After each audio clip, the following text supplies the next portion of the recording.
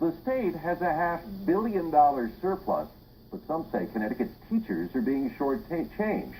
Teachers are concerned their state pension fund is losing money. Lawmakers agree that this year's budget will underfund the teachers' pension by an estimated $80 million. Grant Stinchfield is here with more. Grant.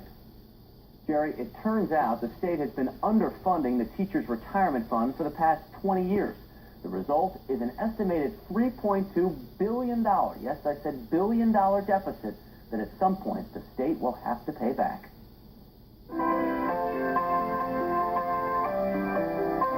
Like the Phantom of the Opera, music teacher Matt Valenti doesn't want to see his retirement fund disappear into the lair of the theater. This theater. I'm retiring in 9 years, and I don't know how much money is going to be left when I retire.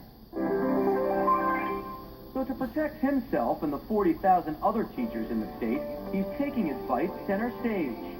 As of June 30th of 1998, it was a $3.2 billion. $Billion? Billion. Teachers give up part of their salary to pay into a state-run pension fund. By law, the state is required to put all of that money into the teachers' retirement fund.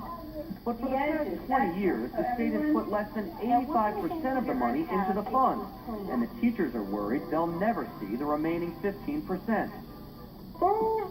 Which leaves orchestra teacher Mary Rolfe at a loss. First, you pay your debts before you have a surplus. And this is a debt that has been owed and should be paid. The teacher retirement fund is in many respects a ticking time bomb, not unlike the problem with Social Security. Senate President Pro Tem Kevin Sullivan agrees the legislature has been negligent by not fully funding the teachers' retirement fund. The reality is that whether you're a teacher with an expectation of a pension or a state taxpayer who is going to face at some point in time the obligation to fill up that fund, it is a serious gap. In the end, the phantom was real. Matt Valenti says so is the $3.2 billion the state owes his retirement fund. They need to start funding it 100% from now on, because this is just going to get worse and worse. Educators say Connecticut's aging population of teachers will begin to retire in record numbers over the next few years. Before that happens, they want to make sure their retirement fund is sound. Jerry? Thanks, Grant. Educators are now lobbying lawmakers to take some, if not all, of the budget surplus and put it toward the debt owed to their retirement.